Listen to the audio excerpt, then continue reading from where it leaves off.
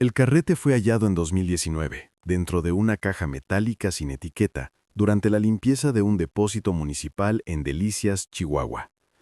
Entre fragmentos de informes y cintas de cassette deterioradas, había un pequeño sobre de papel fotográfico con la siguiente inscripción descolorida: Hacienda Los Álamos, -82. En el interior solo queda legible un negativo. Al revelarse, el negativo mostraba a una familia frente a una sencilla casa de adobe y madera. El padre estaba en el centro, la madre a su lado, y tres niños alineados como en una foto escolar. Ninguno sonreía. La luz venía de la derecha, tenue, indicando el final de la tarde. El desierto se extendía tras ellos, árido, con montañas a lo lejos. En el suelo, la alargada sombra del fotógrafo sugería que la escena había sido capturada en pocos segundos, sin ensayo previo. La niña pequeña sostiene una muñeca con un vestido claro, casi demasiado blanco para contrastar con la arena. El niño de la izquierda está descalzo, y el padre, con camisa, sostiene un cigarrillo entre los dedos. Hay sillas de madera alineadas bajo el porche, vacías, como si esperaran a alguien. El encuadre es preciso, pero la imagen tiembla ligeramente, como si la mano del fotógrafo hubiera dudado. Al principio, el documento no revelaba mucho, solo otra instantánea rural de los años 80. Pero una nota a lápiz en el reverso de la impresión ampliada cambió el significado del hallazgo. La familia Morales Ortega, antes de la tragedia. No hay una fecha exacta, solo una mención de 1982. Este retrato se convertiría en el último registro conocido de la familia. Días después, la granja fue hallada en silencio y el caso se archivó en los archivos criminales del Estado con la designación 234-82-M. Sin embargo, la fotografía nunca se relacionó con la investigación. Hasta el día de hoy, se desconoce quién la conservó y por qué. El almacén donde se encontró el rollo estaba ubicado en la parte trasera de la antigua comisaría municipal, un edificio de concreto agrietado y sin electricidad, que durante décadas había servido como depósito improvisado de periódicos descatalogados. Las cajas estaban astipadas hasta el techo, algunas con etiquetas que databan de 1979. Entre el polvo y el olor a óxido, un empleado de limpieza separó los paquetes sin identificar para desecharlos. Fue entonces cuando notó el sobre con el sello casi descolorido de la Policía Judicial de Chihuahua. Dentro había fragmentos de papel con membrete oficial, un trozo de cinta de máquina de escribir y el negativo envuelto en pergamino. Ningún protocolo indicaba que este material hubiera sido registrado en un inventario. El sello más reciente era de marzo de 1983, casi un año después de la masacre. En los informes archivados, el caso Morales Ortega figuraba como cerrado por falta de pruebas concluyentes. Tan solo 2 páginas resumían todo el proceso. El suceso tuvo lugar en la propiedad Los Álamos, sector norte, municipio de Delicias. Todos los ocupantes fueron hallados muertos. No había señales de entrada forzada. No se adjuntaban fotografías, ni croquis ni testimonios. Con el tiempo, la tragedia se fue desvaneciendo de la memoria local, reducida a rumores y recuerdos fragmentados. La fotografía, olvidada durante décadas entre montones de documentos legales, se convirtió en la única prueba física de que esas personas existieron. Cuando las imágenes se digitalizaron en 2020, los técnicos notaron detalles que faltaban en cualquier informe anterior. La disposición de los cuerpos, que se describiría meses después, coincidía parcialmente con la posición en la que la familia posaba en el retrato. El padre en el centro, los niños delante, la madre ligeramente apartada, con la mirada perdida fuera del encuadre. ¿Coincidencia o premonición? Nadie lo sabía. La fotografía es austera, casi sin tonos medios. El blanco y negro acentúa la aridez de Chihuahua, donde el sol no ilumina, sino que hiere. Detrás de la familia, el terreno se abre en franjas de tierra dura y pequeños árboles, retorcidos por el viento. Las montañas al fondo no tienen nombre en los mapas, pero marcan lo que los lugareños llamaban el fin de los Álamos. Su padre, José Morales, viste una camisa clara y pantalones oscuros. Las mangas están abotonadas, lo que indica que la foto fue tomada al comienzo de la temporada de frío. Junto a él, Rosa Ortega lleva una blusa bordada, típica de los mercados de Hidalgo, de donde era originaria antes de casarse. Su expresión es firme, casi desafiante, como si no quisiera mostrarse vulnerable ante la cámara. Los tres niños, Miguel, Lucía y Ernesto, mantienen la misma postura rígida que sus padres. Lucía, la del medio, sostiene una muñeca de trapo. El vestido de la muñeca, demasiado claro para el contraste de la imagen, parece brillar, atrayendo la mirada del observador. El mayor, descalzo, tiene las manos tensas, pegadas a los costados. El menor mira fijamente a la cámara con cierta confusión, como si no comprendiera el motivo de la pose. Su composición en el encuadre es meticulosa. No hay espontaneidad. Es una fotografía por encargo. Quizá del propio fotógrafo, quizá para enviársela a un pariente lejano. El sol del atardecer proyecta largas sombras sobre el suelo y el polvo parece suspendido en el aire, una imagen de una calma que presagia algo. Años más tarde, los expertos en imagen detectarían un detalle sutil. A la derecha del encuadre, cerca del tronco de un árbol aislado, una tenue silueta.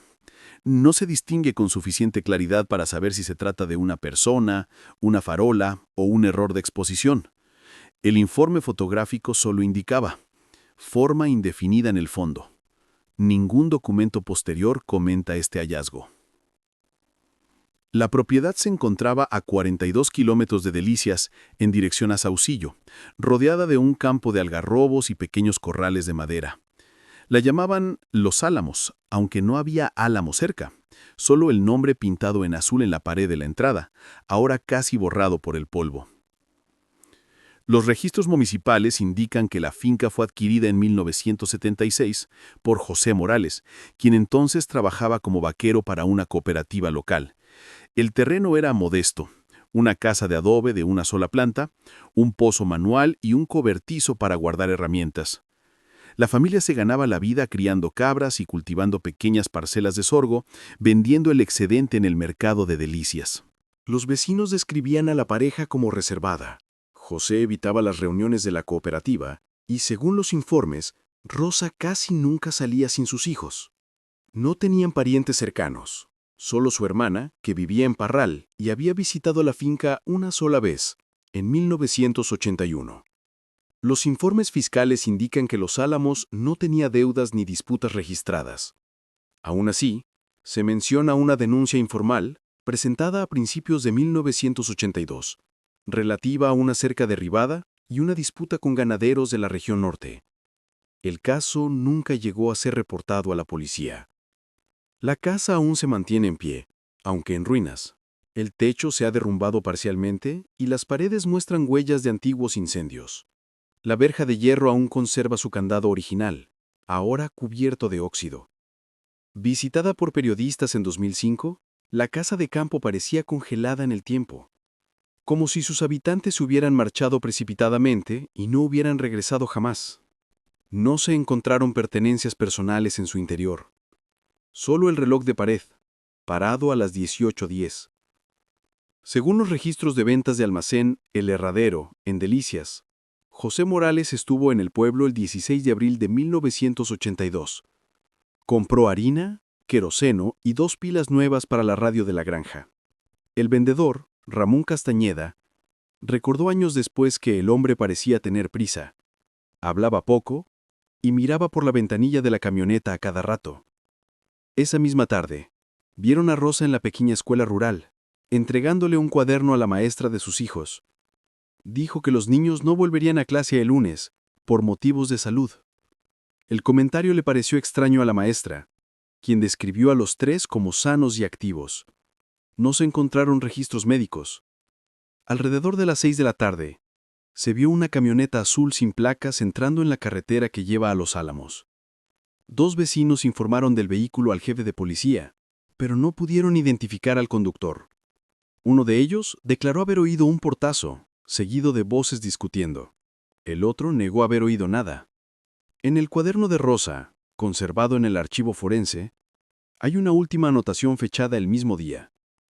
Quédate con la radio y las fotos. Nadie sabía a qué fotos se refería.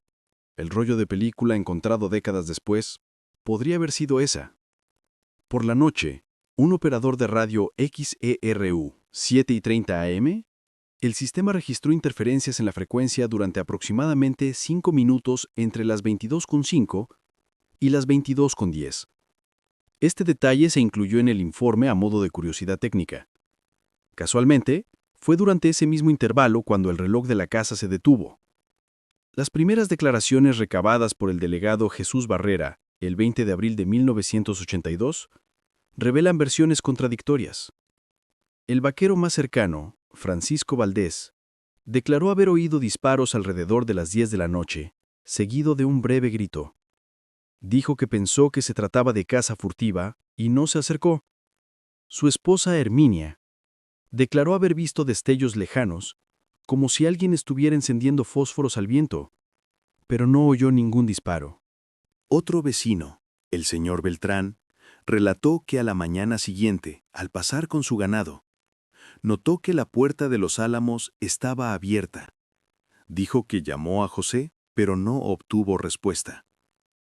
Horas después, regresó con 2 peones y entró.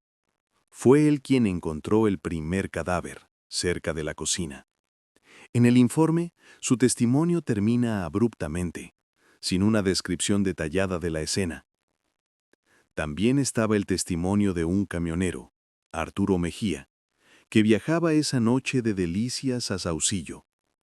Declaró haber visto una luz intensa en la carretera secundaria y una figura que caminaba en dirección opuesta. Al preguntarle sobre la forma de la luz, solo respondió: «Era como si el faro me estuviera mirando». El jefe de policía no consideró relevante el testimonio y lo eliminó del expediente. En 1983, un equipo de noticias local intentó volver a entrevistar a los testigos. Solo Herminia accedió a hablar de nuevo. Dijo que ya no recordaba los detalles o que no quería recordarlos. El reportero anotó: «Teme verse relacionada con el caso». Con el tiempo, las versiones se convirtieron en recuerdos desvanecidos. Cada una apunta en una dirección diferente, pero todas coinciden en un detalle. Aquella noche, el desierto parecía más silencioso de lo habitual, como si el sonido se hubiera apagado antes de que todo sucediera. La investigación inicial estuvo a cargo del detective Jesús Barrera y el perito forense Javier Gómez, ambos adscritos a la comisaría de Delicias.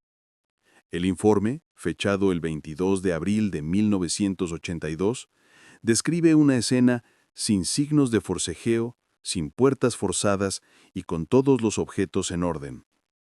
La conclusión preliminar apuntaba a un acontecimiento con motivación interna, fórmula utilizada en casos de disputas familiares. Gómez, el experto, tomó 12 fotografías del lugar, todas en blanco y negro. Solo 2 sobrevivieron al paso del tiempo. El resto se perdieron en el incendio del archivo en 1985. En las imágenes conservadas se puede ver el patio cubierto de cenizas, los restos de una hoguera reciente y el reloj de pared aún sujeto, detenido. No se encontraron retratos familiares en la casa. También el informe menciona la presencia de un rollo de película fotográfica parcialmente quemado sobre la mesa. El rollo fue recogido, pero no aparece en ningún inventario posterior. Es probable que se tratara de un rollo distinto al encontrado décadas después. Insistió en clasificar el caso como un crimen aislado, argumentando que no había evidencia de intrusión externa. La decisión enfureció a la Fiscalía General del Estado, que incluso envió a 2 agentes desde la capital, Chihuahua. Estos sugirieron reabrir la investigación bajo la hipótesis de una ejecución, pero la propuesta nunca se concretó. Un memorándum interno, conservado mediante copia al carbón, muestra la tensión entre ellos. El detective Barrera mantiene ciertas pruebas en secreto, no permite el acceso al dormitorio principal, solicita el cierre urgente del caso. 2 semanas después del incidente, Barrera fue trasladado a Ciudad Juárez. Javier Gómez, el perito, renunció al mes siguiente y nunca más volvió a trabajar en investigaciones. Ninguno de los dos ha hecho declaraciones públicas sobre el caso desde entonces.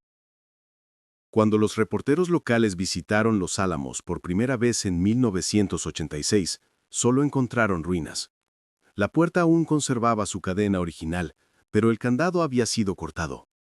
El techo de la casa principal se había derrumbado parcialmente y el pozo estaba seco. Había marcas de quemaduras en dos paredes interiores y el suelo estaba cubierto de trozos de yeso y vidrio. Ningún mueble permanecía intacto. En la parte trasera, el cobertizo de herramientas permanecía cerrado con llave. Uno de los reporteros, Carlos Ruiz, informó que al forzar la puerta, solo encontró un banco de madera y una vieja azada. En el suelo, una caja metálica contenía papeles carbonizados, posiblemente restos de informes policiales. Entre ellos había un fragmento de papel con el sello del Ministerio Público, ilegible. Los vecinos evitaron acompañar al equipo. Dijeron que desde el crimen, el lugar había sido frecuentado por cazadores y vagabundos, pero que nadie dormía allí. La región había quedado estigmatizada, y el nombre Los Álamos desapareció de los letreros rurales a finales de la década de 1990, reemplazado por Rancho Viejo. En 2005, otro periodista, ya ajeno al caso, volvió a visitar el lugar.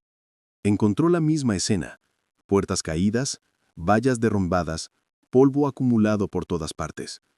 Solo una cosa destacaba. En la pared exterior, aún legible bajo las capas de hollín, la tenue sombra de un cuadro que había desaparecido.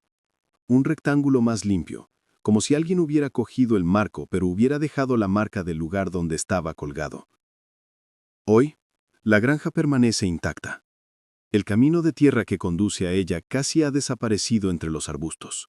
El viento sopla a través de las ventanas sin cristales y levanta la arena en pequeños remolinos. Ni un solo sonido de ganado, ni una señal de vida. Solo el crujido seco de las hojas y el eco del portón que golpea, solitario, en el viento. El informe policial indica que los cuerpos fueron descubiertos a las 10:45 am del 18 de abril de 1982. Sin embargo, el perito forense Javier Gómez señaló en una nota al margen que el equipo llegó a la finca alrededor del mediodía. Esta diferencia de más de una hora nunca ha sido explicada. Los vecinos, en sus testimonios, también discrepan sobre cuándo oyeron los disparos. Francisco Valdés dijo que fueron a las 10 de la noche, mientras que Herminia afirmó que el reloj de pared marcaba casi las 11 cuando vio los destellos en el horizonte. Otro residente, Beltrán, declaró que pasó por la puerta a las 7 de la mañana siguiente y oyó la radio encendida dentro de la casa. Si esto es cierto, alguien habría encendido el aparato después de la muerte de la familia, o el crimen habría ocurrido más tarde de lo que se pensaba. En el registro de incidentes de la comisaría, la entrada del caso Morales Ortega aparece entre dos entradas fechadas el 17 y el 19 de abril, pero sin fecha ni hora. Alguien tachó el campo de hora de la llamada con un bolígrafo azul. En el margen, una nota: confundido. Consulte la radio local. De hecho, la radio XRU 730 AM esa noche se estaba transmitiendo un programa de música country en vivo.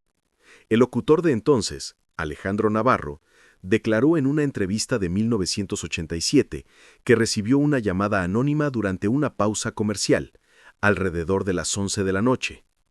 Una voz masculina simplemente dijo: «En Los Álamos ya ha terminado», y colgó. El relato nunca se incluyó oficialmente en el expediente. Estas pequeñas disonancias, minutos, voces, ruidos, conforman la trama irregular del caso.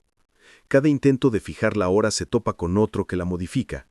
Entre el reloj detenido a las 22:10 y la radio supuestamente encendida a las 7, hay un intervalo de 9 horas en el que pudo haber ocurrido cualquier cosa, y nada se prueba. Los documentos originales del caso Morales Ortega permanecieron almacenados en el sótano de la subcomisaría de Delicias hasta 1985. Ese año, en la madrugada del 12 de febrero, se produjo un incendio parcial en el edificio.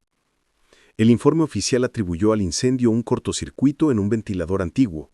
No hubo heridos, pero se perdieron unas 30 cajas de archivos. entre ellas las que contenían la investigación 234-82-M. Sin embargo, el informe de inventario posterior al incendio muestra una inconsistencia. El número de cajas quemadas no se corresponde con el número de casos desaparecidos. Algunos expedientes simplemente no figuraban en el inventario. Un empleado jubilado, que pidió permanecer en el anonimato, declaró que antes del incendio vio a 2 hombres sacando volúmenes del archivo y colocándolos en un jeep sin distintivos. Dijeron que eran de la capital, afirmó, pero no presentaron ningún documento.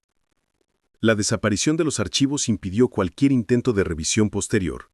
Sin informes, fotografías o expedientes, el caso se cerró oficialmente en 1986 debido a la imposibilidad de continuar la investigación.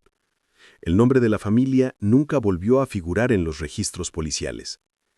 En 1993, un estudiante de periodismo, mientras consultaba los archivos del periódico El Heraldo de Chihuahua, encontró un recorte de prensa sobre el incendio y mencionó el caso en su monografía.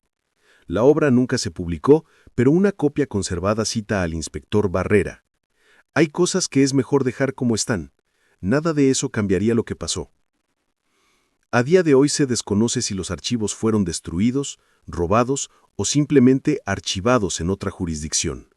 Lo que queda son copias dispersas, un informe incompleto, una lista de pertenencias y la fotografía, recuperada décadas después. Fragmentos sueltos de un caso que, el tiempo mismo, parece haber intentado borrar. Los registros de la Oficina de Registro de Delicias indican que, en 1981, José Morales solicitó la ampliación del límite norte de su propiedad, alegando un error en la medición original. El área en disputa abarcaba poco más de 3 hectáreas, pero incluía terrenos utilizados informalmente por un grupo de ganaderos de la cooperativa San Bartolo. La solicitud fue denegada por falta de documentación topográfica. Poco después, un boletín interno del Instituto Nacional Agrario mencionó un desacuerdo entre Morales y uno de los rancheros, Simón Galván, conocido en la región por intermediar en la compraventa de terrenos no registrados. Galván supuestamente amenazó públicamente a José durante una reunión en la Plaza Delicias. No se presentó denuncia policial, solo se registró una declaración verbal en el ayuntamiento. En una entrevista de 1987, el propio Galván negó cualquier conflicto. Dijo que José era un hombre reservado, desconfiado de todo, y que nadie se metía con él porque no valía la pena. Aún así, un documento bancario muestra que Morales retiró, 3 semanas antes de la masacre, el equivalente a las ganancias anuales de la hacienda, dinero que nunca se recuperó. Según los rumores locales, José tenía la intención de vender la propiedad y mudarse a Parral, donde vivía la cuñada de Rosa. Esta transacción, de haber ocurrido, no quedó registrada. Curiosamente, un intermediario de la época afirmó haber recibido una oferta anónima para comprar los Álamos sin visita previa, pago en efectivo. La venta no se concretó. Ninguna de estas pistas fue tratada oficialmente como móvil. El detective Barrera solo señaló: disputa territorial. No hay pruebas de coacción. Aún así, la disputa por las tierras seguía circulando entre los residentes como una explicación más probable. Sin embargo, no existe ninguna conexión entre los presuntos implicados y lo sucedido la noche del 17 de abril. Entre los documentos sin catalogar que sobrevivieron al incendio de 1985, un sobre llamó la atención de los técnicos de archivo. Era pequeño, amarillento, con el escudo de armas de la Policía Judicial impreso en la esquina superior. Dentro, una hoja doblada en 4 con una inscripción a lápiz. En la parte superior, el nombre Miguel Morales Ortega. La letra era infantil, pero legible. El texto decía: papá me dijo que escribiera esto para recordar la radio. Mamá dijo que el hombre de la foto viene mañana. Quiero quedarme despierta para verlo. La carta no tenía fecha y nunca se había presentado oficialmente en ningún procedimiento legal. El grafito, analizado años después, indicó compatibilidad con material escolar vendido en Delicias entre 1980 y 1982. La hoja tenía pequeñas manchas de grasa y un pliegue central muy marcado, como si hubiera estado guardada en un bolsillo. El documento fue enviado al Instituto de Archivos Históricos de Chihuahua, donde permanece depositado. Los expertos no pudieron determinar cuándo ni quién escribió la carta, pero su contenido refuerza la sospecha de que el fotógrafo visitó la finca el día anterior a la tragedia, algo que hasta entonces solo era una especulación. La existencia de esta nota nunca se mencionó en los informes de 1982. Tampoco se sabe cómo llegó a un archivo policial. En el reverso del sobre hay una sola nota escrita con bolígrafo azul. Entrégaselo al jefe de policía. Sin firma. La carta es ahora el único vestigio que queda de la letra de uno de los niños. Un pequeño documento, casi doméstico, que plantea más preguntas que respuestas. ¿Quién le pidió al niño que la escribiera? ¿Y por qué acabó la nota en manos de la policía? Estas son preguntas que 40 años después siguen sin respuesta. El nombre del fotógrafo aparece por primera vez en una nota a pie de página del informe de 1982. Imagen capturada por H. Cárdenas, un fotógrafo local sin afiliación policial. Durante mucho tiempo se creyó que era un profesional contratado para eventos rurales, algo común en aquella época. Mediante la consulta de archivos de periódicos y registros fiscales, se descubrió que H. Cárdenas probablemente era Héctor Cárdenas Aguilar, fotógrafo de bodas y bautizos en la región de Ciudad Juárez. Dirigía un pequeño estudio llamado Fotosol, activo hasta 1983. Según antiguos colegas, Cárdenas viajaba ocasionalmente al interior de Chihuahua, ofreciendo retratos familiares a precios bajos, a menudo pagados con comestibles. Una nota publicada en El Diario de Juárez, en julio de 1983, un artículo mencionó su desaparición. Su esposa informó que había salido a trabajar a Delicias y no había regresado. El caso no tuvo seguimiento y no se levantó ningún acta. El estudio cerró meses después. En 1991, se decomisó en un mercadillo de Cuauhtémoc una cámara Pentax del mismo modelo que usaba Cárdenas. El número de serie, aún legible, coincidía parcialmente con el del equipo registrado a su nombre. Sin embargo, la cámara había sido modificada y no contenía negativos. No existe un vínculo formal entre el fotógrafo y la familia Morales Ortega, pero la nota del niño Milel y el retrato hallado en 2019 indican contacto directo. El encuadre y la calidad del revelado sugieren experiencia profesional. Aún así, no hay constancia de pago ni mención alguna del fotógrafo en los testimonios de los vecinos. Cárdenas desapareció, sin dejar rastro. Su última aparición documentada fue en una gasolinera de Rosales, repostando un coche azul, posiblemente una camioneta, el mismo color mencionado por testigos la noche anterior al crimen. Los informes forenses de 1982 son fragmentarios, pero suficientes para esbozar un punto de controversia. Las muertes no ocurrieron todas al mismo tiempo ni en el mismo lugar. El documento firmado por Javier Gómez, entonces perito forense, describe 3 cuerpos dentro de la casa: José, Rosa y su hijo menor, y 2 más a unos 50 metros de distancia, cerca del corral. Las causas descritas son genéricas: traumatismos contusos y heridas penetrantes. No se menciona el calibre ni el instrumento específico.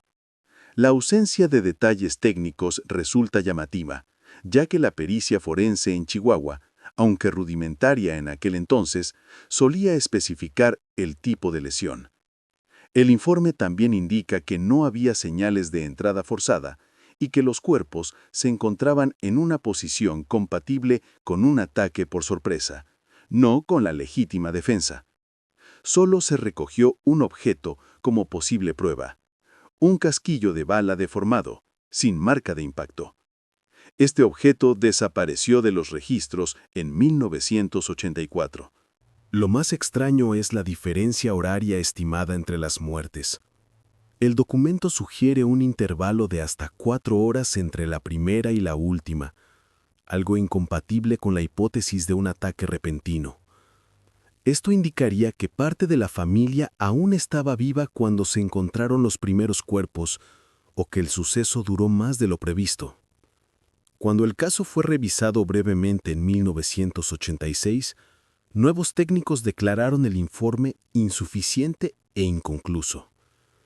No fue posible realizar más exámenes, ya que los cuerpos habían sido enterrados sin la debida conservación. El cementerio de Delicias, donde se creía que estaban, ya no conserva ningún registro que permita rastrear las tumbas originales. Así pues, la investigación forense, la parte que debería haberlo aclarado todo, acabó convirtiéndose en una capa más de incertidumbre. Nada en ella explica cómo, dónde, ni por qué asesinaron a esa familia. Solo explica que, incluso ante los hechos, la verdad seguía siendo inalcanzable.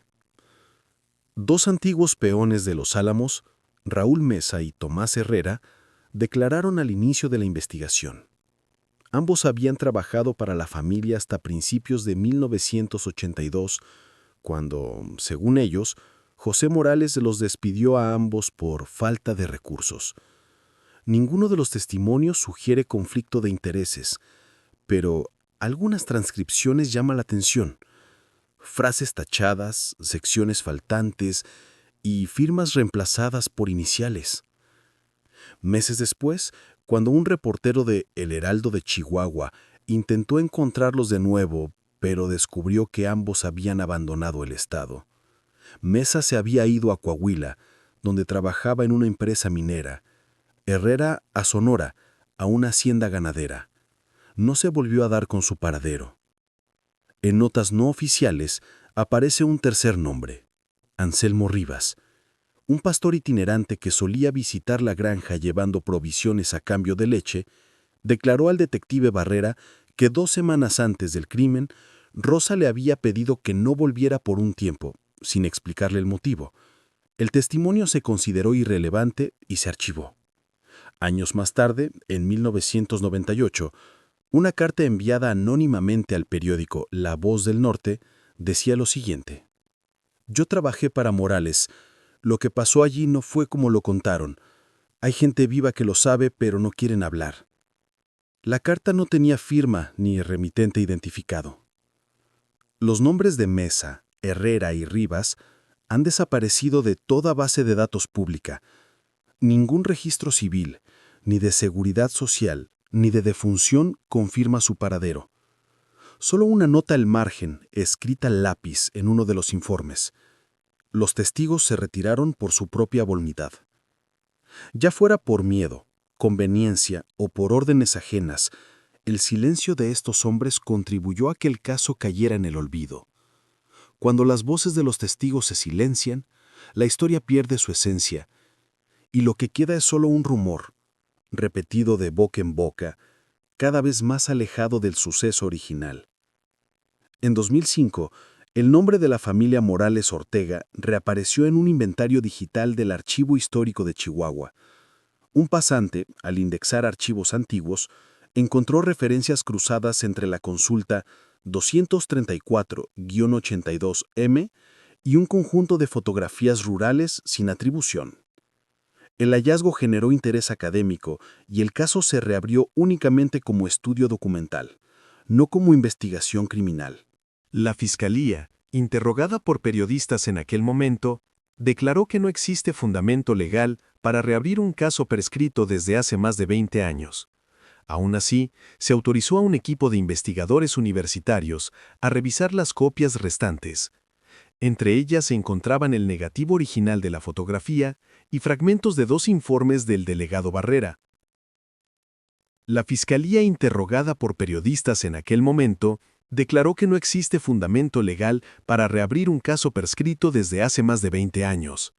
Aún así, se autorizó a un equipo de investigadores universitarios a revisar las copias restantes. Entre ellas se encontraban el negativo original de la fotografía y fragmentos de 2 informes del delegado Barrera. Los técnicos realizaron un análisis digital del retrato, comparándolo con imágenes contemporáneas de la región. Descubrieron que el fondo de la foto, las montañas y la línea del horizonte, coincide con el terreno actual de un rancho privado, ubicado a unos 6 kilómetros al oeste del antiguo rancho Los Álamos.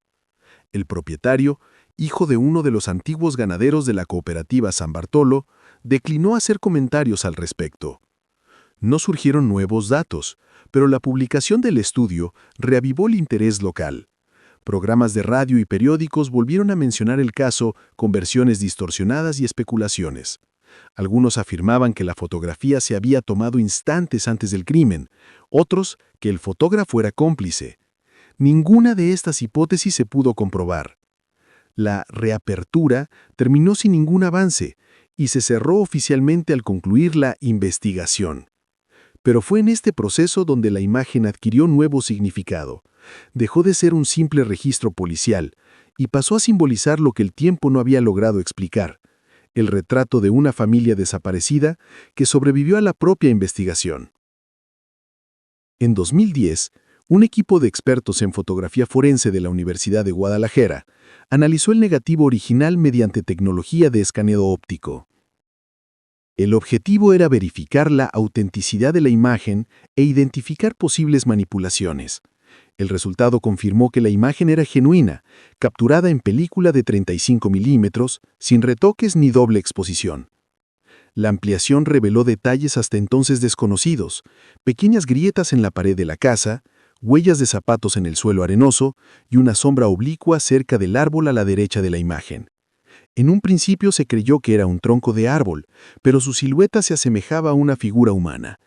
El informe final describe: objeto vertical no identificado de aproximadamente 1,60 m de altura, sin rasgos faciales definidos. Ningún documento anterior mencionaba este detalle. También se compararon otras fotografías atribuidas a Héctor Cárdenas, encontradas en álbumes de boda de la región. El estilo, centrado de los sujetos, uso de iluminación lateral, planos generales, era idéntico. Esto reforzó la autoría, pero no explicó la desaparición del fotógrafo. Los técnicos intentaron determinar la hora exacta de la captura, analizando el ángulo de las sombras. Concluyeron que la fotografía se tomó entre las 17:20 y 17:40 horas de un día de abril, lo que coincide con el registro meteorológico de 1982. Estos datos contradicen el testimonio de un vecino que afirmó haber visto al fotógrafo llegar al anochecer, casi de noche. El análisis de la imagen aportó precisión técnica pero no interpretación. La figura del fondo permanece sin identificar. Podría tratarse de una rama, un visitante o simplemente un error de exposición. El informe concluye con la siguiente observación: nada en esta imagen indica que se haya cometido un delito, pero su existencia precede al suceso fatal. Una frase que resume la paradoja de todo el caso. La fotografía prueba que vivieron, pero no revela cómo murieron. Entre los demás materiales del archivo, se identificó un cuaderno de tapa negra perteneciente al delegado Jesús Barrera. Las primeras páginas contienen notas administrativas: patrullas, incautaciones, traslados de personal. Pero a partir de abril de 1982, el tono cambia. Existen registros fechados entre el 18 y el 24 de abril, el periodo inmediatamente posterior a la masacre. El primero simplemente dice: llegamos tarde. El reloj ya se había parado. Los niños aún estaban calientes. La frase no aparece en ningún documento oficial. En las páginas siguientes, Barrera señala dudas sobre la cronología, menciona instrucciones de la capital y escribe, en letras más grandes: no insistas. Un pasaje en particular destaca: la mujer no parecía sorprendida. Tenía algo en las manos, algo que había sido confiscado antes del examen forense. El cuaderno no explica qué podría ser. Ningún informe menciona ningún elemento faltante. Tras el traslado del delegado a Ciudad Juárez, el diario quedó a cargo de un asistente y terminó adjunto a otro expediente, posiblemente por error. No fue sino hasta 1999 que se redescubrió el cuaderno. Un perito calígrafo confirmó la autoría de Barrera y autenticó las fechas. El documento refuerza las sospechas de muchos. La investigación fue interrumpida deliberadamente. Se mencionan cierres apresurados y visitas nocturnas a la oficina, sin firmas. Al final del cuaderno una nota aislada, escrita meses después. Los Álamos, asunto resuelto para quien quiera que lo haya ordenado resuelto. Estas palabras nunca fueron reconocidas oficialmente. Ninguna autoridad admitió haber recibido u ordenado instrucciones sobre el caso. El diario termina sin conclusión, solo con una línea subrayada 2 veces. No todo necesita ser grabado. Cuando los investigadores intentaron reconstruir el caso de Morales Ortega en 2020, el mayor desafío fue la datación. Cada fuente ofrecía información contradictoria y ninguna encajaba a la perfección. Mediante la comparación de periódicos, facturas e informes restantes, surgió una posible cronología, aunque aún con numerosas lagunas. 10 de abril de 1982. Según los informes, el fotógrafo Héctor Cárdenas llegó a Delicias y se alojó en la pensión El Molino. El registro del huésped ha desaparecido, pero existe un registro de pago por una habitación en esa fecha. 16 de abril. José Morales compra comestibles y le comenta al tendero que tendrá visitas este fin de semana. 17 de abril. Se tomó la fotografía. El reloj de la casa se detuvo a las 10:10 p.m. 18 de abril. Los vecinos informaron haber oído disparos y visto destellos de luz. A la mañana siguiente se encontraron los cuerpos. 19 de abril. El detective Barrera registra el caso y recoge pruebas, incluido el rollo de papel quemado. 12 de febrero de 1985. Incendio en los archivos municipales. 1986. Cierre oficial de la investigación. 1991. Incautación de una cámara posiblemente vinculada al fotógrafo. 2019. Descubrimiento del negativo original. Aún con esta secuencia de eventos persisten lagunas. Nunca se estableció la hora exacta de las muertes.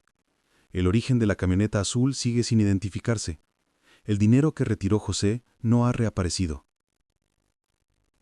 También persiste el enigma de las 3 horas inexplicables entre la última señal de vida registrada y la llegada de la policía.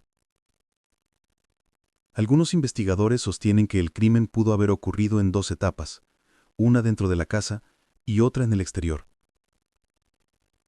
Otros creen que es más probable que el equipo forense cometiera un error de cálculo. Por lo tanto, la cronología no reconstruye el evento, solo revela su fragmentación.